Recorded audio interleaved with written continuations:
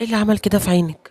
هو كان بيشيلها كده عشان بيقول لي انا هشدها لك عشان ما تتشاوريش عليها وتقولي انا اللي عملت فيكي كده. يا جماعه اللي بيحصل ده ما يتسكتش عليه. كلنا سمعنا عن البنت دي اللي عندها 14 سنه واللي كانت هتفقد عينيها بسبب انها بتدافع عن شرفها، وعن الملاك الصغيره اللي حياتها انتهت في حمام السباحه نتيجه اغتصابها من عيل اكبر منها بكام سنه. هو مش عيل بس تمام، خلينا نكمل على كده. الحوادث دي خلتنا كلنا نسال وايه اللي بيحصل في الدنيا. بس النهارده انا مش جاي اعيد سرد المآسي، انا جاي اتكلم في اللي محدش عايز يواجهه. ازاي وصلنا لمرحله ان الطفل يبقى هو الجاني والوحش؟ بعد بحث طويل الحقيقه اننا قدام تسونامي انحراف ملوش علاقه بس بالتربيه التقليديه، لكنه نتاج 3 كوارث اجتمعوا مع بعض. اول كارثه الاستباحه الرقميه. المراهقين دلوقتي بيشوفوا محتوى اباحي ومقاطع دارك ويب بتخلي المشاهد الدمويه والجنسيه بالنسبه لهم مجرد لعبه او تحدي، والعقل بيتعود على العنف لدرجة إن التعاطف الإنساني عنده بيموت. تاني كارثة غياب كبير البيت. إحنا مش بنتكلم عن غياب الأب والأم كشغل، إحنا بنتكلم عن غياب الرقابة النفسية. الطفل دلوقتي بقى معاه موبايله